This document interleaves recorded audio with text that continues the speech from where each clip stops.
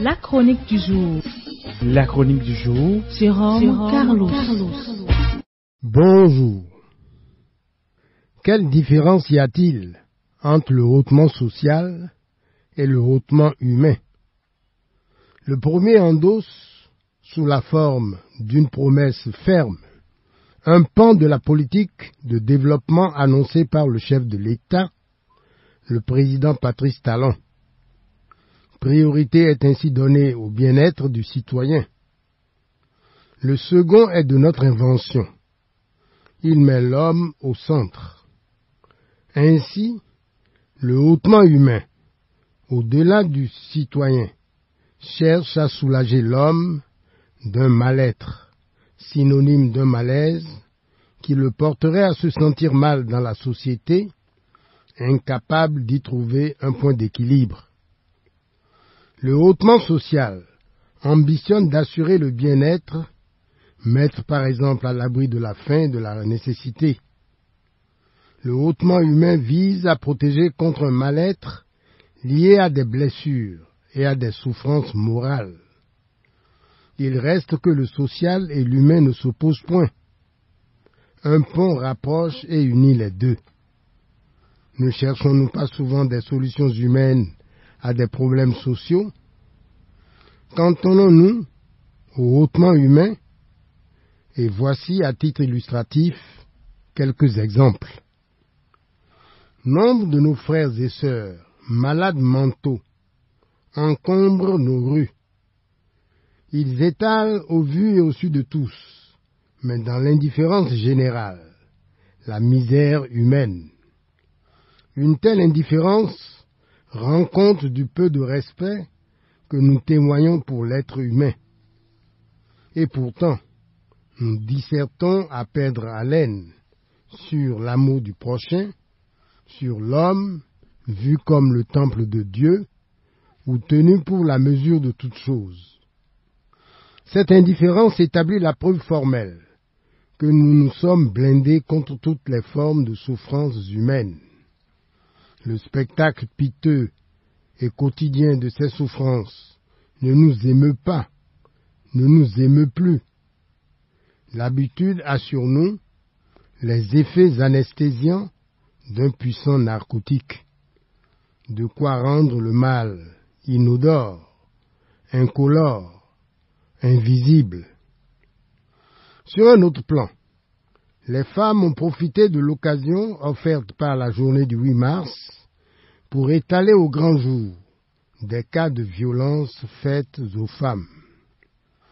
Nous avons appris que les auteurs de ces violences ne sont pas toujours les menus fretins que nous croyons. Nous sommes environnés de délinquants à col blanc à qui on donnerait le bon Dieu sans confession. Ces délinquants détruisent des vies, traumatisent à vie. Ils tiennent leur forfait accompli sous l'autorité de la morale et de l'éthique. Sous l'angle du hautement humain, les personnes vivant avec un handicap ne bénéficient pas toujours de l'attention requise. Moult textes de loi prennent en compte leur situation de handicap. Des textes censés les protéger, leur offrir diverses facilités, à l'effet d'alléger et de soulager leur mal-être, dans une société sevrée d'empathie, de moins en moins portée à s'apitoyer, à compatir. Malheureusement, chez nous, les textes législatifs sont à l'image des textes liturgiques, des messes basses. Ils sont à peine audibles. La peur et l'angoisse, voire la honte, ont plané ces jours derniers sur la cité. Nos compatriotes, admis à faire valoir leur droit à une pension de retraite, ont été appelés à se rendre à Cotonou, munis de leur certificat de vie. Le danger était à nos portes. Un réseau d'arnaqueurs a réussi à maintenir actifs les comptes des pensionnés morts. Dans un tel contexte, On peut comprendre l'urgence d'une migration forcée des anciens serviteurs de l'État de leur lieu de résidence jusqu'à Cotonou. Il reste qu'on aurait pu éviter ces queues monstres que nous avons vues. Des queues qui, sous le soleil et sous la chaleur, mélangeaient tous les âges, confondaient tous les grades. Des personnes grabataires étaient au bord de l'apoplexie. Des hommes et des femmes conjuguaient le malheur à tous les temps. La désolation se lisait sur tous les visages. Sont-ce les anciens serviteurs du pays qui sont ainsi piétinés, ainsi maltraités?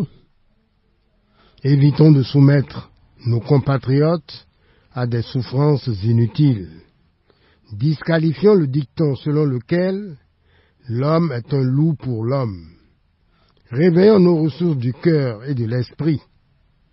On l'a dit, l'imagination, comme le bon sens, est la chose du monde la mieux partagée. Merci pour l'attention et à jeudi prochain. C'était la chronique du jour. Retrouvez la chronique sur www.capfm.com.